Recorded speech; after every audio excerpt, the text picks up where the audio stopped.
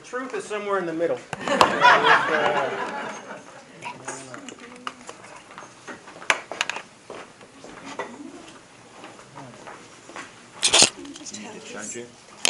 I did 100%. Okay. So I hope it stays. There we go. Good morning. So one more shout out, round of applause to yourselves. I want to give a shout out to Evan Taylor in the back of the room. That's my guy from UIC.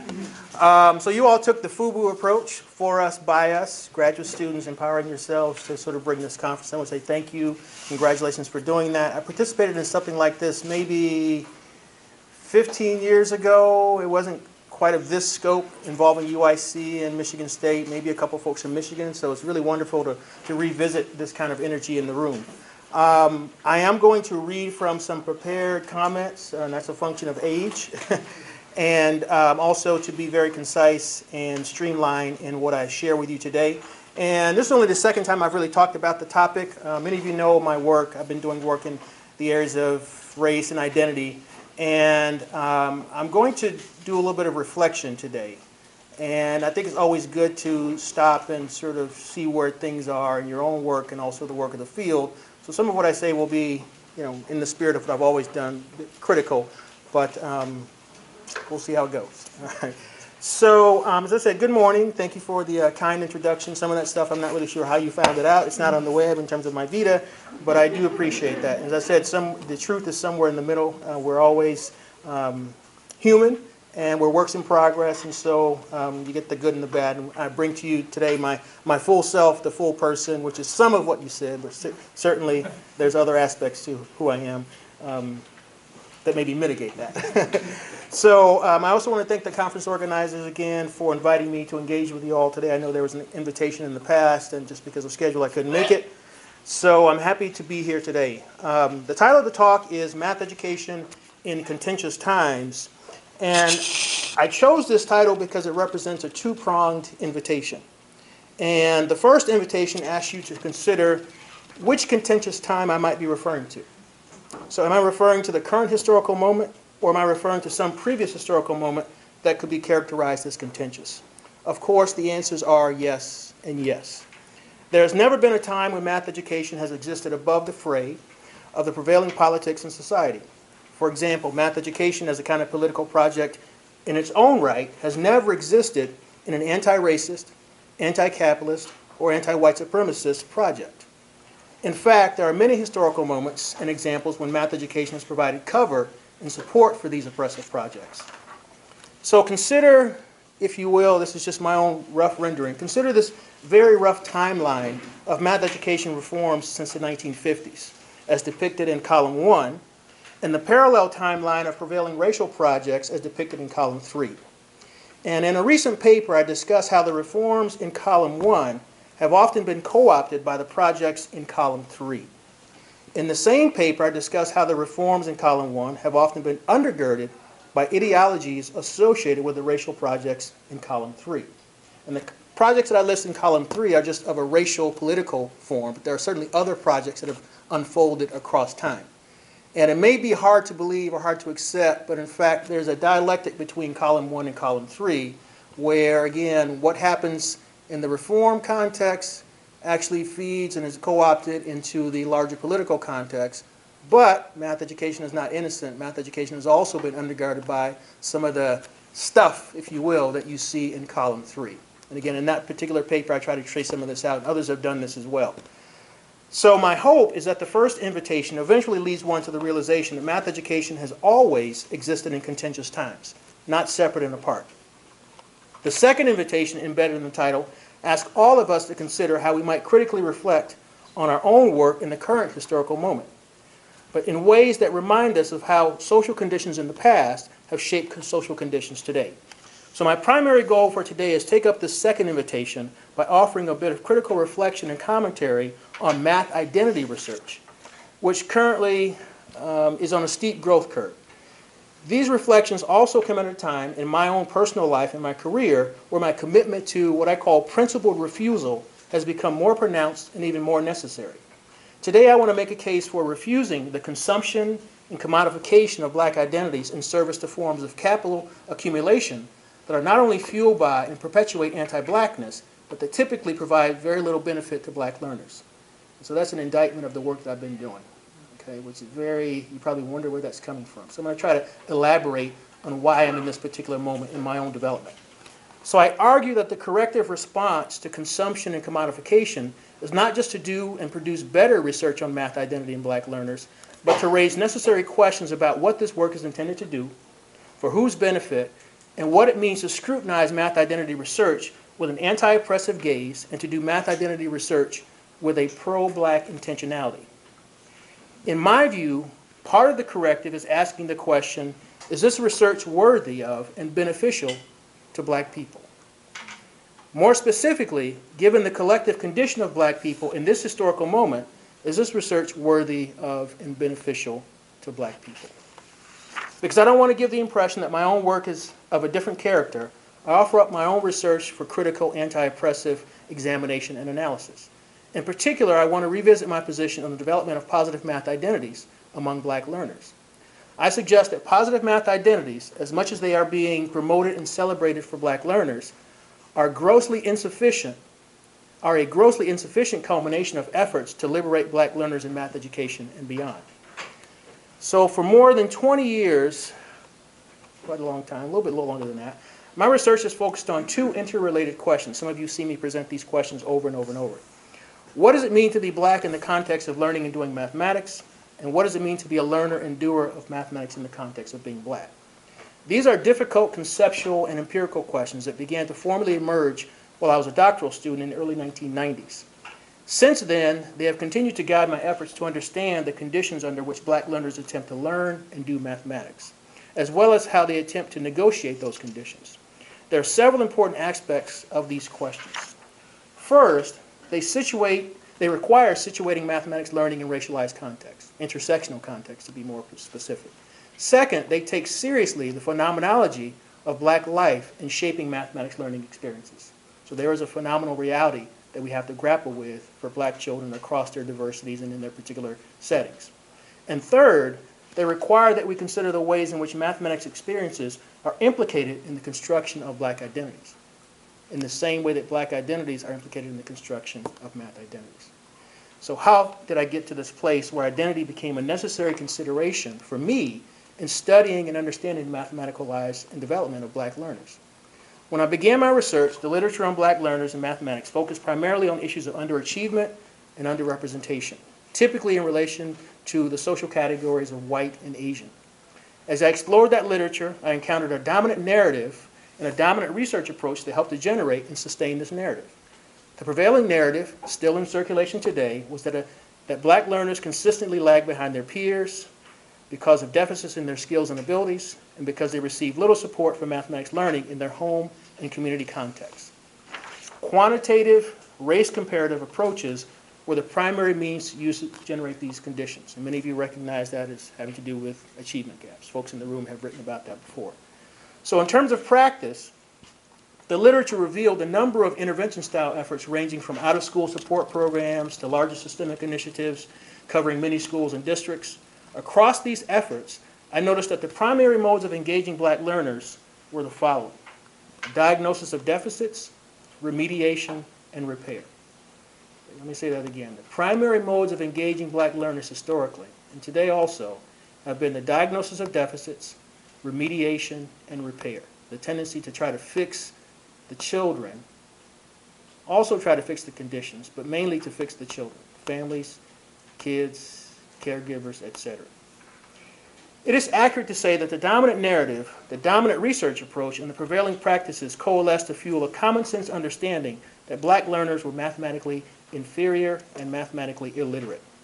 At the time, only a small number of math education scholars, most notably Westina Matthews, Martin Johnson, Lee Stiff, Carol Malloy, Ed Silver and his colleagues, Gloria Gilmer, Marilyn Strutchins, Will Tate, Bob Moses, and a few others, were explicitly calling for the reframing of discourse and practice in relation to black learners in mathematics. William Tate, in particular, invoked critical race consciousness and considerations, opportunity to learn, culturally relevant pedagogy, and black children's phenomenal realities in and out of school as topics in need of greater attention. As my research with black children and adults in two community contexts began to take shape, I drew on the work of these scholars, as well as Schoenfeld's math, cognition, and practice framework to formulate and flesh out the ideas of math identity and math socialization, while also attending to individual agency. In my formulation, as you can see here, math identity encompasses a person's self-understandings, as well as how they are constructed by others in the context of doing math. And there's a performative component as well, so it's not just the stories. A negotiation, in fact, between our own assertions and the external ascriptions of others. Math socialization refers to the experiences that individuals and groups have within a variety of contexts that facilitate, legitimize, or inhibit meaningful participation in mathematics. So there's the experiential, and then sort of the internalization, if you will, not to make that too deeply psychological. And both concepts were absolutely necessary for me to understand the experiences of my participants at that time, and since then as well. Now, the culmination of my early research was a study that I believe represented a non-deficit counter-narrative about black learners in mathematics, a shift from a pathology of math learning and participation to a success-focused approach that blended ecological, social-cognitive, social-historical approaches to studying experiences within and across social-historical, community, school, and intrapersonal contexts. In hindsight, of course, there were some limitations to that earlier work, including a lack of theorizing about gender and intersectionality. I've had many, many people ask me in that early work, why didn't you try to talk about differences, if we take the binary, between some of the successful girls and some of the successful boys? I just didn't know how to do that work at the time. So looking back, I realized that that was an omission on my part. There was also an over-valorization of particular kinds of success. I over-valorized, looking back, school success. And there are many students in that building that in the earlier study who were successful in a number of different ways that I now would give them credit for, but at the time I was focused on traditional measures, GPA, continued course taking, etc. And I missed and failed to report on the diversity of resilience, math success among many students who should have also been, highlighted as well. So, for example, and I did not attend also to the larger social political context. So this is in the early 90s. And in the early 90s into the mid-90s, black families and communities were still experiencing the ramifications of the war on drugs, welfare reform, the Clinton-era crime bill, just to name a few of the consequential social policies that constrained and continue to constrain black life. In recent years, I have observed the literature on math identity expand significantly beyond my own early focus. The knowledge base on black learners is now characterized by a growing number of studies that differentiate and nuance the experiences of black boys and black girls, black men and black women, studies that examine the contextual specificities of elementary, middle school, high school, college, post-college, graduate level education, although there's a surprising lack of attention to child and human development. So we span the lifespan, but we don't bring in often the necessary knowledge about children and their development. So we get a sense of black children as black children, but not the nuancing that we need. And also that black children are not black adults. So people who attempt to combine black girls and black women, for example, are missing important information. But we're advancing. There are also studies that consider, at this time, parental roles in racial mathematical socialization, and also studies now emerging that consider underexplored and under-identified areas, such as remedial students, to use that term, mathematically successful black single mothers, believe it or not. We have some interesting studies emerging there. Research has also expanded to consider other racial and ethnic and social categories. So now we have identity studies among various kinds of groups, if you will. So moreover, while identity in earlier research referred mainly to narratives and counter stories, several related conceptualizations now populate the research literature, including identities in practice, identity as performance, identity as opportunity, and these are all perspectives that are required increased attention to concepts like intersubjectivity and positionality. Researchers now employ a broader range of methodological approaches, including interpretive lenses, microanalytic techniques, critical discourse analysis, identity surveys, body theory, critical race methodology, black feminist thought, intersectionality, critical race feminism, cultural historical activity theory, chat, communities of practice, phenomenology, psychoanalytic theory, and hermeneutics. So the field has really expanded pretty fast. That growth curve is pretty steep. So there's now a dedicated chapter on identity in the new compendium. So we didn't have that before, and that was a negotiation to get that. It was initially considered sort of an emerging field, but by the time we got done with the discussion, it was ready for a full-blown chapter. So it's sort of, here we are. So as the research literature on math identity continues to expand in volume and scope, now is a good time to reflect on this work. Not just in terms of describing growth and variety and highlighting advances in the field, but in terms of the potential for this work to impact and change the lives of those whom we study. I use the word potential because I'm uncertain, even with the advances previously noted, if the research has met these social change demands. As I noted earlier, I'm struggling with the possibility that our work represents little more than the consumption and commodification of black identities in service to forms of capital accumulation for academics, while black pain and dehumanization persist. So several questions for reflection immediately come to mind. And I was going to list these, but I didn't want to put too many slides up today, so I'll just read them out loud. Is identity research characterized more by its abilities to describe and illuminate, and less by its ability to affect change, especially in the lives of those who are studied because of their marginalized subject positions based on race, gender, and class? How can identity research focused on oppressed learners be more connected to broader liberatory and anti-oppressive agendas and social movements? For example, anti-racism, anti-capitalism, anti-xenophobia, self-determinists, etc. How do researchers resist having this work being dispossessed of its potential to contribute to emancipatory and transformative ideals? There's always the risk of appropriation for other kinds of things. Sort of a celebratory aspect of identity research versus real significant change. And I don't think those always overlap. The celebration of black identities and advancement in the field, and things remain the same. For that's a hard place for me to kind of situate myself at this point. So I encourage those of us who do this work specifically, but also other forms of math education research, to continually reflect on these questions, not just from our scholarly standpoints, but also from my personal standpoints. I want to emphasize the personal today. These deep reflections on why we do the work we do, our relationships to those who are the focus of our research, and the contributions of our work to anti-oppressive agendas are components of what my colleague Greg Larnell and I refer to as standpoint interrogation. Okay, standpoint interrogation.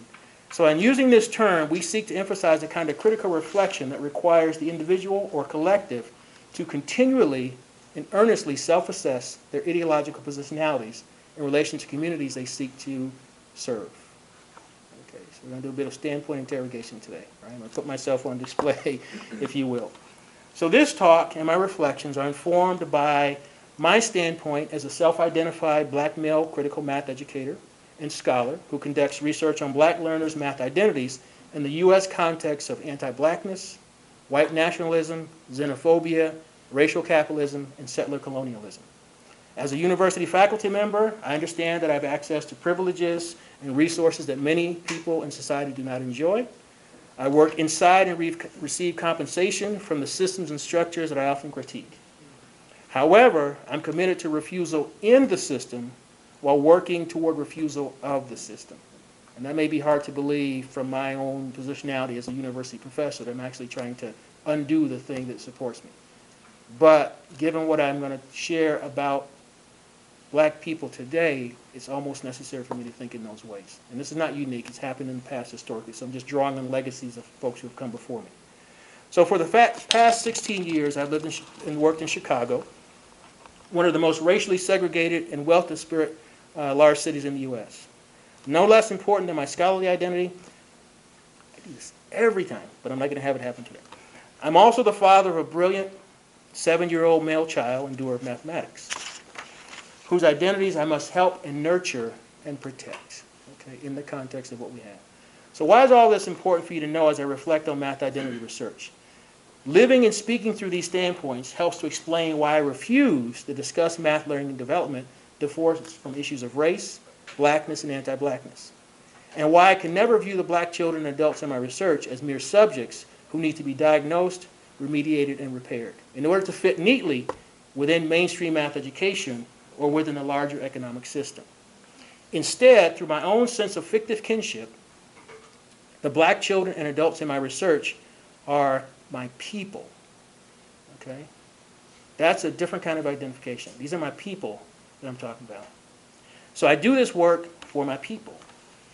My primary scholarly commitment is to carry out my research in service to the liberation of my people, rather than furthering the aims and goals of mainstream math education research, especially when those aims and goals are antithetical to black progress, the relationships between column 1 and column 3. Okay? So to the graduate students in the room, especially those from non-dominant backgrounds, I implore you to think seriously about who your people are. Not so that you can include them in your work, but so that you can protect them from research when necessary. When you examine research about your people, I suggest you always ask, who are these people studying my people? Okay? And I suspect you think I'm going somewhere, and we'll see where I'm going. But again, I encourage all of you, and we have many different peoples, all right? So I have my sense of fictive kinship with the collective black population, if you will, and all the diversity within, but I have many other peoples. So whoever your people are, yes, you want to study them and study them well. But you also may have to intervene and make sure that they don't get studied for some things. So this notion of refusal that Tuck and others talk about. Okay, so we have to protect our people. We have to protect our people, given we know the relationship between research and our people. That's important. And whoever you are and whoever your people are, you have to make those decisions. And that may seem like advocacy and less objectivity, but we can always counter those kinds of suggestions. So despite the fact that my people have increasingly been included as subjects of research on math identity, black life and black lives continue to not matter in many school and classroom contexts. Black children continue to experience various forms of systemic, symbolic, and epistemological violence that shape the identities that we, as researchers, display for the world to see. Outside of the school context, the median net worth of black families nationwide, which currently stands at $1,700 in relationship to $116,800 for white families, is projected to drop to 0 in the year 2053. Everybody get what I said? Black wealth is projected to drop to 0 in 2053. That's a very specific year, but if you look at the trend lines, so that says something about the downward trajectory, if you will. And this is wealth, not income. This is wealth. So all your social capital, your cultural capital, it translates into the ability to move and navigate in society. So something's going on in these contentious times, and it's linked to the past. In Chicago, my home city, 1/3 of black residents have 0 net wealth. And overall black unemployment is about 20%. The Chicago Sun-Times newspaper reported that 45% of black men in Chicago ages 20 to 24 were neither working nor in school, and this is in 2017. Only 5.7% of white young adults ages 20 to 24 are out of school and out of work. The demographics of the Chicago public schools are 11% white, 47% Latino, 37% black, and 4% Asian. 11% white, 47% Latino, Latinx, 37% black, and 4% Asian. Yet the combined demographics of the city's 4 most competitive high schools, which are touted as being among the best in the nation, are 35% white, 22% Latino, 18% black, and 17% Asian. So there's something going on there as well, right? In a city where you have a large black population, you have these very, very competitive, sought-after high schools, somebody's getting in, right, and somebody's not getting in.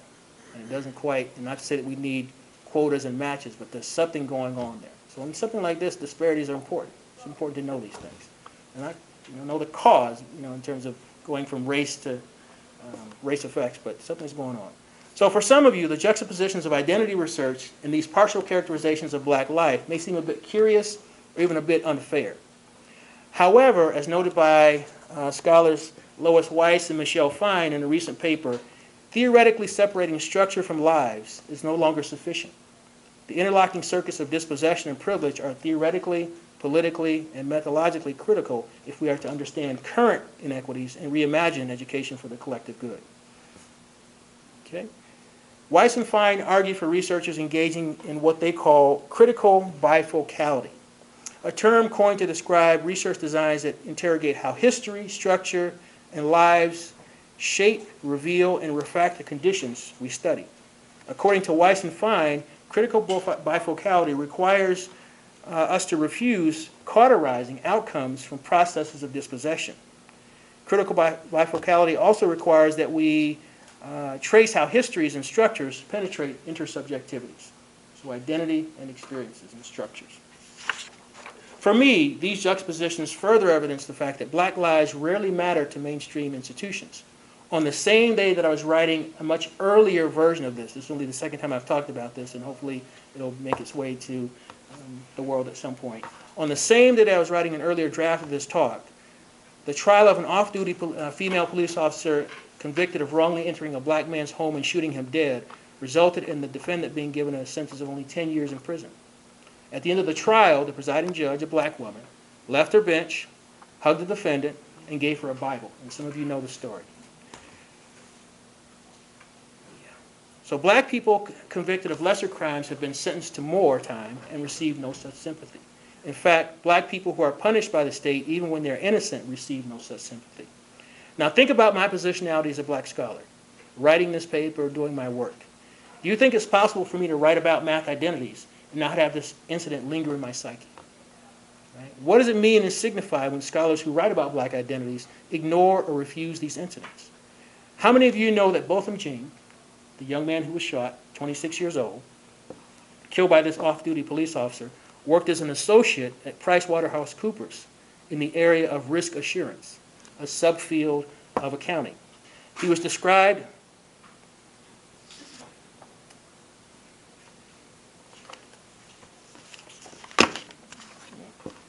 they're also personal to me. So he was described as an excellent problem solver. I will take some liberty for a second and assume that he has a positive math identity. Right? Working with numbers, risk assurance, I'm going to assume he had a positive math identity. But in the end, did it really matter?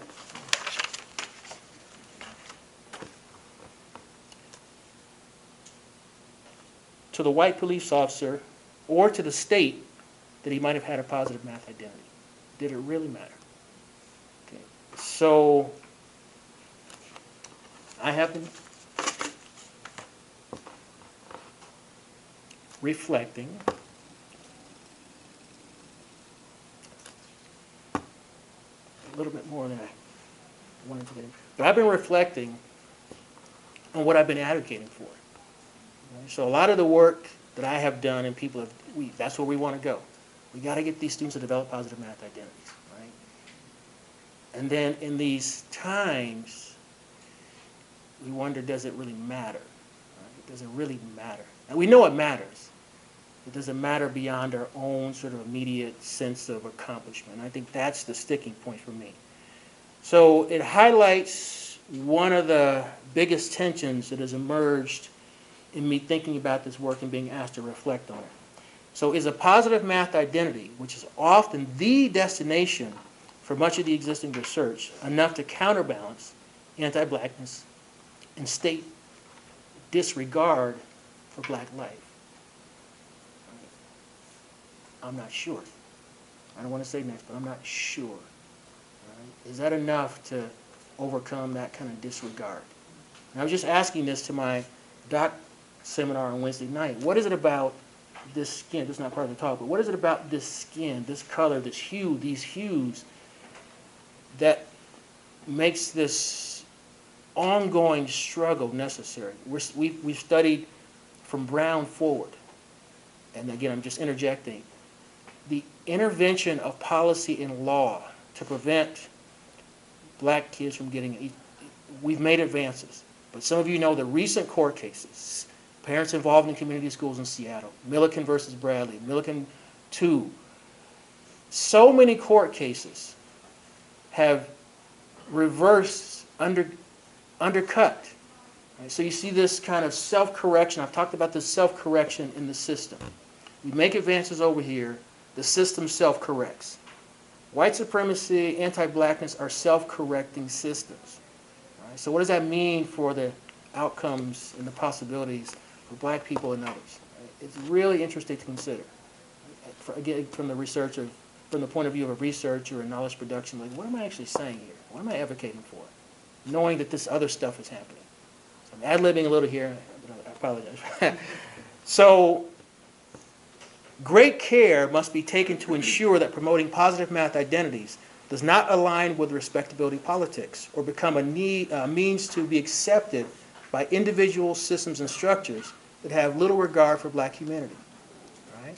So there's an element of that. I hadn't thought about that. There's an element of respectability politics built into these conversations about positive math identity. Because we highlight, we showcase, and I know there's scholars that I adore, but I'm starting to think about that work in terms of this showcasing, this spotlighting. We have to do some of that, not to prove anything, but we have to do that. But at the same time, we are contributing to a certain kind of discourse that says, well, these are the shiny, these are the accomplished black folks in the PhD realms, in the STEM realm. These are the ones that, it's like, well, what about the mama who's raising 4 kids, doing all that math to budget on $500 a month? Where's her shine? Right? So something's going on. And again, I'm not quite sure, but it's unsettling a little bit. Right? So I respect some things, but there's also, it's like these moments of, and now being a father of a 7-year-old whose identities, again, I have to nurture and protect and think about in all these complex ways, especially for his particular set of identities. So most of you are also probably familiar with recent events in Orlando, Florida, where 2 6-year-old children were removed from their schools on separate occasions by the same school resource officer. One of the 6-year-olds had experienced a temper tantrum, and when a school staff member attempted to grab the child's wrist, she began kicking. The child was arrested, processed, and charged with misdemeanor battery. I don't know if you know this. This is recent. The story made national headlines, and the officer was subsequently fired. Now take a few seconds to think about these 2 6-year-olds a few years from now and the prospect of them participating in studies of math identity. What stories, if any, do we tell about these children? If we do discuss their math identities, are we not obligated to frame them against the backdrop of this kind of violence? Right? You can't isolate the child. And not to reduce black children's experiences to just that, but you can't isolate the child from that kind of trauma. Right?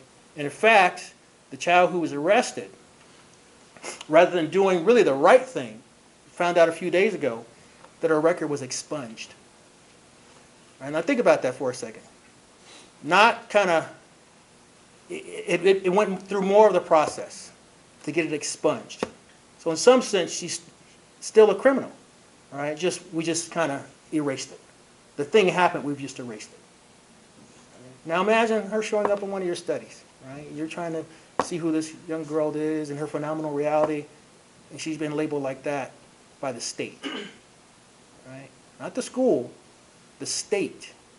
Right? Big S state. Not the state of Florida, but the big S state, the United States. Where that shouldn't be surprising because that's, in many cases, how the state has treated black folks all along. Right? So, if we do discuss their math identities, are we not obligated to frame them against the backdrop of this kind of violence? How would these children benefit from the stories that we would tell about them and about their math identities? How do we make the case for school as being an important context for identity formation when it was the school that facilitated anti-black state violence? What if researchers studying these children understood black phenomenal realities only through stereotypes? We have to think about these kinds of questions. So when and under what conditions do black lives and identities matter most to mainstream institutions? Since I've made the case that they don't matter in some ways. When do they matter most? History teaches us that they seem to matter most when a group is needed to occupy the bottom rungs of institutional hierarchies. They matter most when they can serve as examples of pathology and deficiency. Consequently, pathology and deficiency and the need for benevolence, remediation, and repair often become justifications for commodifying and capitalizing on black identities. Yes, there is now an academic economy on black identities. And I hate to say that, but there's an academic economy, racial capitalism, on black identities. And this is knowing that we need to do the work, but that's one of the tensions, right? We've created this form of capital and capital accumulation for scholars, racial capitalism, deriving economic benefits from the social identities of others. We sort of bake this into the nature of the work. It's unfortunate, but it is kind of the state of things. So in the midst of this broader devaluing of black life and identities, research on math identity is increasingly being framed as a counter-narrative space committed to elevating the voices of black learners and asserting their humanity. A space that is capable of opening up new possibilities for being, learning, and interpreting. As such, black identities have become a hot commodity for research, and there's an assumption that this work is incisively different, and that those who do this work will bring different sensibilities to bear. It is true that recent research on identity among black learners has surfaced many new understandings about learning and teaching, yet borrowing from the saying, all money ain't good money, it is equally true that all identity work ain't good identity work. Earlier, I provided a characterization when I kind of gave you the evolution of math identity research, which may have suggested that it is a distinct, emergent field appearing only recently, in the last couple of decades. However, I believe that all math education research is about identity. All of it is about identity.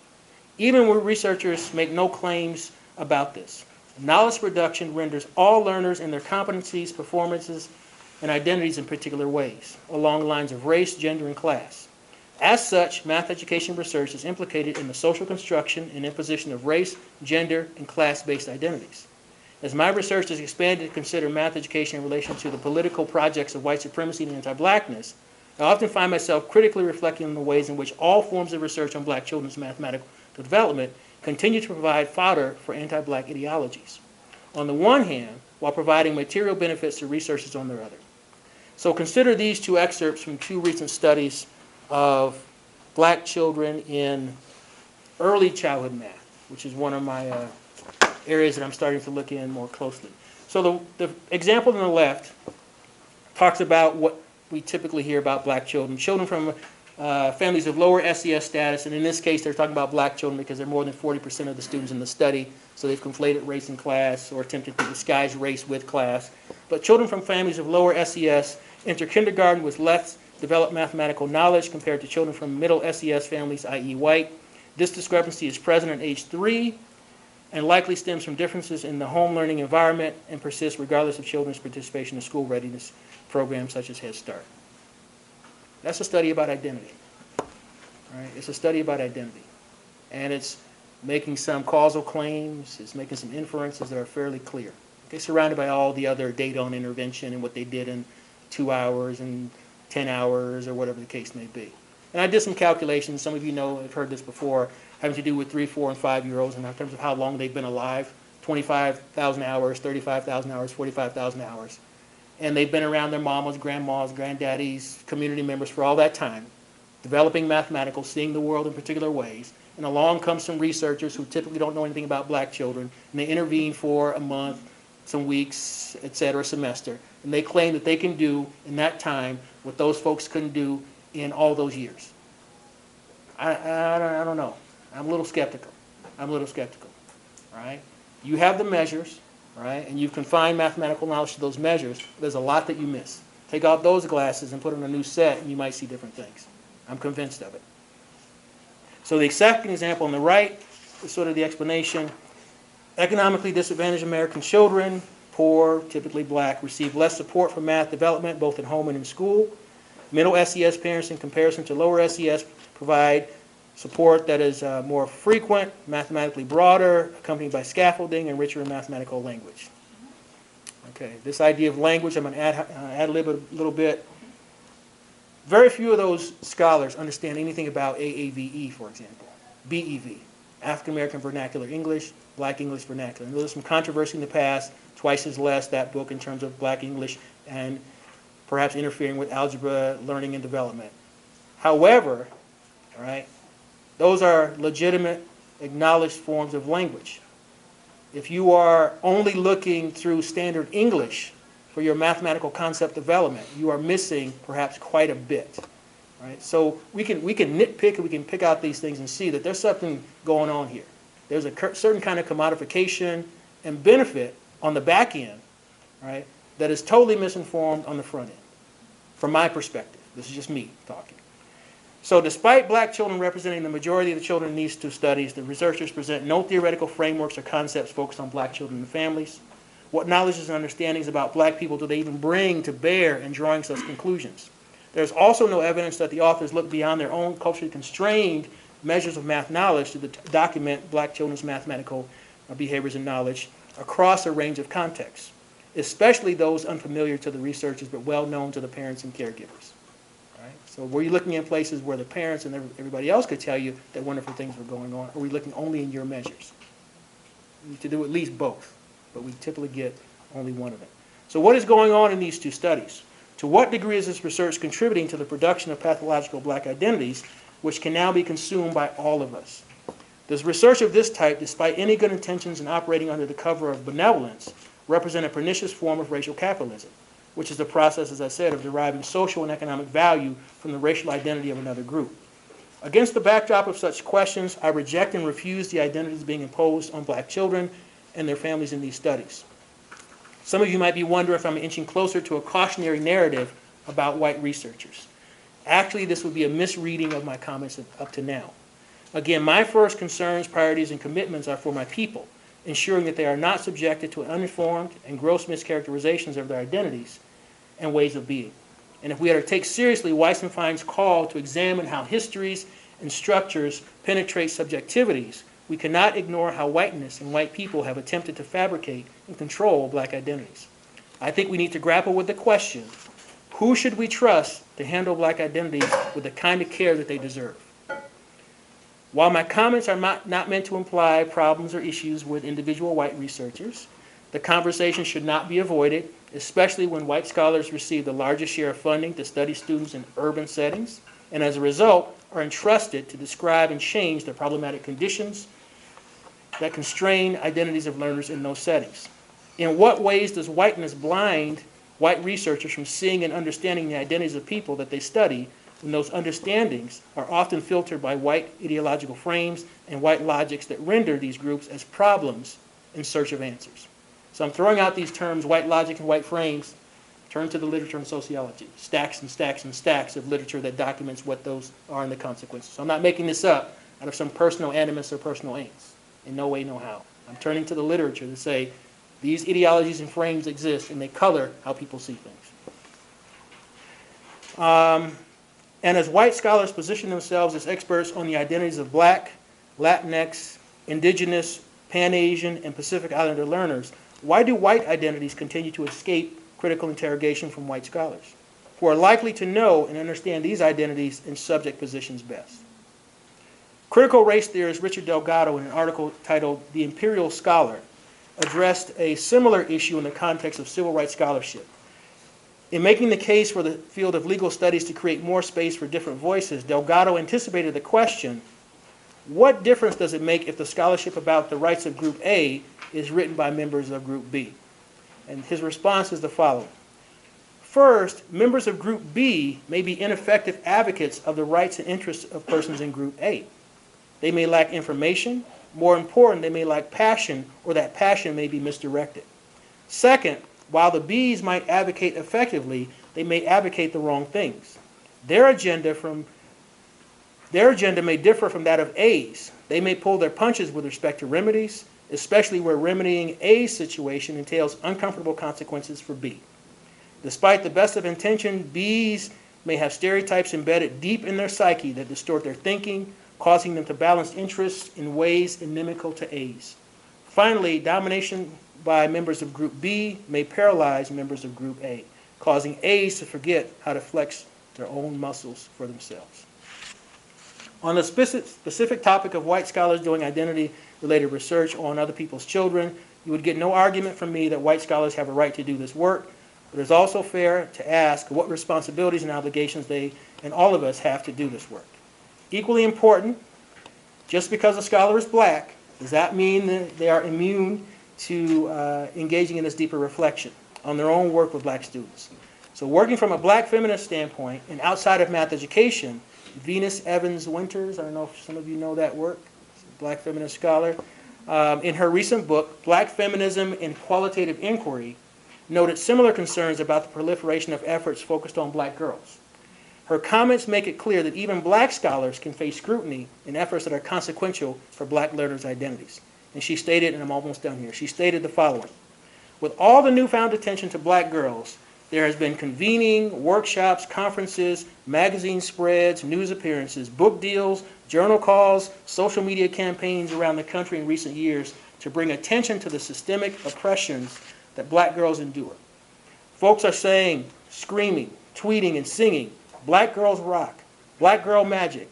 Black girls matters. Who is policing the black girl bandwagon as black girls are being policed? Today, all black women scholars claim to be a black girl expert. Every black woman blogger is claiming to be knowledgeable in the black girl experience. Even black artists are depicted as knowers of black girls' lives. With so many knowers of black girls' experiences, identities, desires, and pains in the public sphere, what is the moral and ethical obligation of the academic researcher?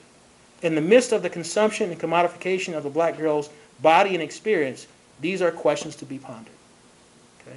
So it's worthy of coming at the critique from many different, nobody's immune. Okay? We're sort of all in that water. In different ways, but we're all in that water, it seems. So in the last piece here, the cautions voiced by Delgado earlier from the legal studies arena and Evans Winters in the education arena, although not specific to math education and math identity research, do speak to the care that math identity researchers should exercise when carrying out their work. Who does this work?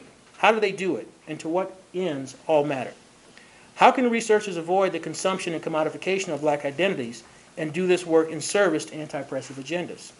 Perhaps the first step is to engage in constant reflection on the relationships, or lack thereof, we have with the people who participate in our research.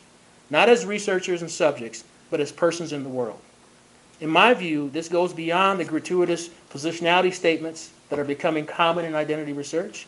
For example, if a researcher intends to study identities among black children, I believe they should reflect deeply on the kind of relationships they have with black people in other contexts. Okay? Think about that. If the only context that one has interactions with black children is in the context of research, significant context, consequential context, where what you write can influence policy and influence practice. That's the only place you're doing that work. You have to stop and think, what am I bringing? What are my sensibilities that I'm bringing? I don't have that kind of day-to-day understanding of these interesting, very phenomenal realities across several different kinds of contexts. So does research with black learners constitute the most substantive contact they have with black people? What understandings and biases do they bring to the research enterprise from other forms of interaction? Beyond stereotypes, what do they know about black people and black life? Do they view their efforts as benevolent and black people as beneficiaries or partners in their research? Do they consider black people as experts on their own lives and the lives of children, or does paternalism masquerade as research? Do they filter black people's ways of thinking and being in the world through ideological filters that reflect white, middle, and upper class values, preferences, and worldviews? Are black identities, competencies, and intellectual capacities obscured or erased as a result? I will end with this one final consideration. Across much of the existing research on math identity among black learners, the narratives that are generated often reflect righteous anger.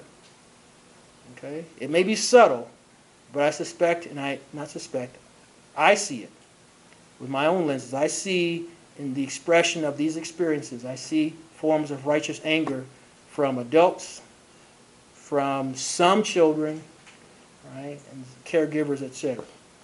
And this righteous anger has to do with the oppressive systems and structures, denied opportunity, constraints on their identities, and misreadings of who they are in the world, and about the contentious times that often surround black life.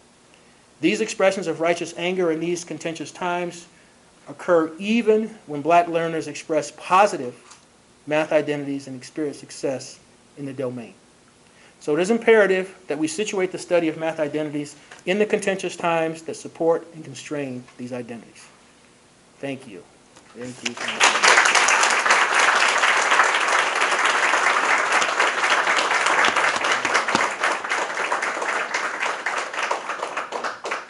So for the sake of time, we'll have just 5 to 7 minutes for certain Yeah, sure.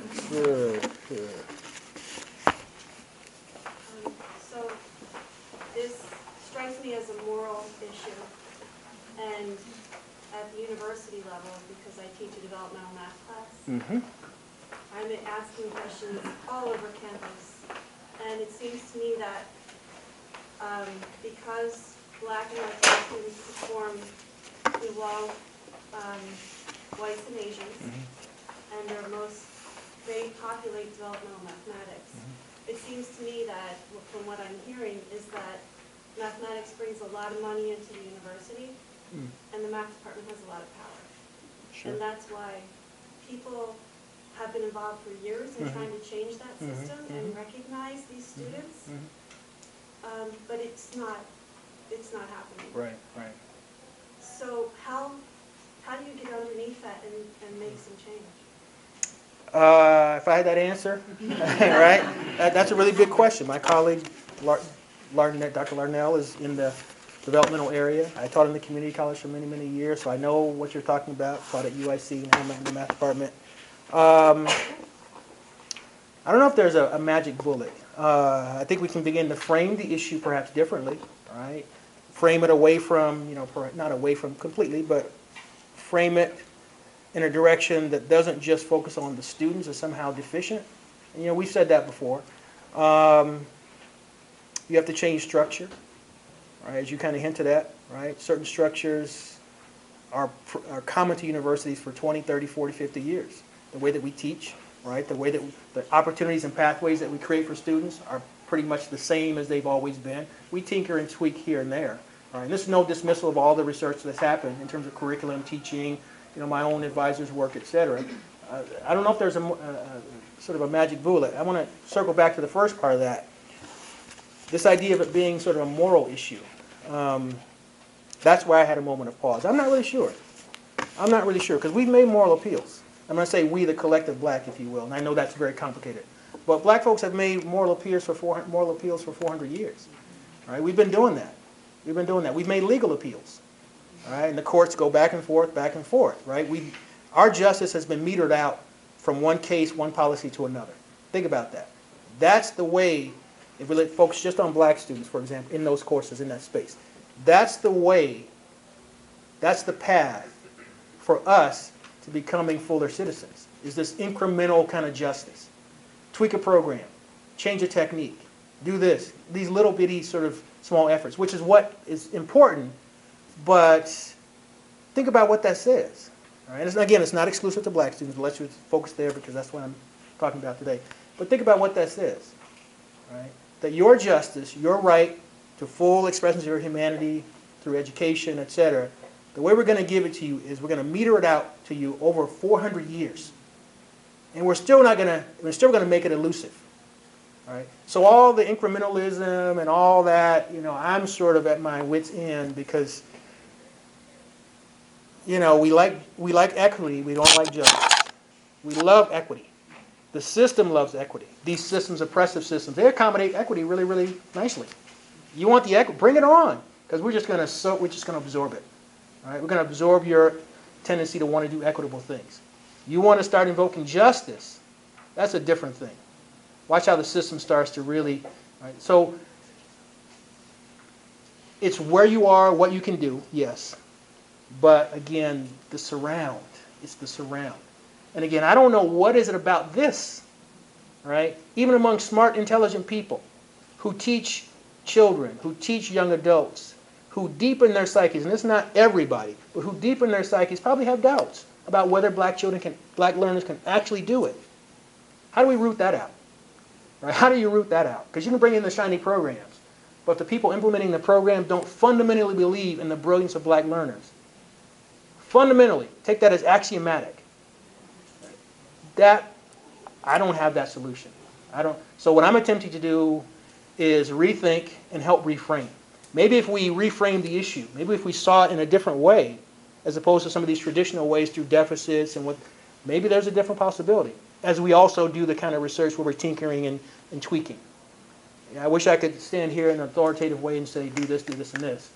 But I'm no match for 400 and something years of efforts that people before me have attempted.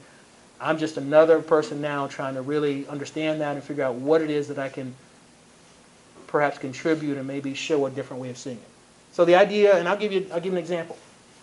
That idea of even saying that black children are brilliant, right? And saying that axiomatically. You'd be surprised at how much response I've gotten to that. All right? And there are now people who are sort of parroting it just to kind of be on the bandwagon. But in terms of fundamental beliefs, right, you'd be surprised at the kind of reactions we get. Right? I had a very heated debate with a math department colleague at a conference in Chicago State. Very heated, in public. from the audience to the podium, basically dismissing the fact that he's only met 2 or 3 brilliant people in his entire life as a well-respected logician. So who are these black children that I'm actually referring to? Give me some examples. All right? And this is someone who's been in that math department, well, been there a long time. All right? When I was a doc student in the math department at Berkeley, some of you know I've written about this story. Right? Went into a restroom and scrawled on the wall was that very famous joke, infamous joke, if you will. What do you call a black man with a PhD in theoretical physics from MIT? Right below was the N-word. Right? Same time frame, the math department chair at Berkeley at that time said in the campus magazine, so it's no secret, that there are truly no, there are basically essentially no outstanding black mathematicians in the world, explaining why there was only one on this faculty. There are no outstanding black mathematicians, not in the U.S., not in the U.S. and South America, but in the world. Right? The head of one of the most prestigious math departments in the country, in the world, saying this publicly, right? Willingly in an interview to the campus and beyond. What are you telling your black students, me among them at the time, who are in your department? Right? What are we? Who are we? What kind of identities are you fixing to us? So these kinds of things. I mean, it's experiential, it's structural, it's systemic. It's all these things that people, oh, you're just throwing out these soft terms. Systemic is real. Structural is real. Experiential is real. Has material consequences. And I don't know, we just have to get in there and do it. That's why I didn't leave the community college for 15 years after I got my PhD from Berkeley, right? I didn't want to leave. I didn't want to leave because of what I was attempting to do in that space and who I was working with.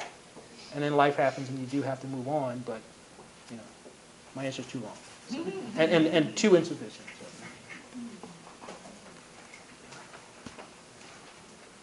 So, if you don't have any other questions, we have Dr. Martin with us. Sure. I'm just keeping Yeah, I'll be here for a the while. time. So, thank you so much. No, thank you. So Thank you.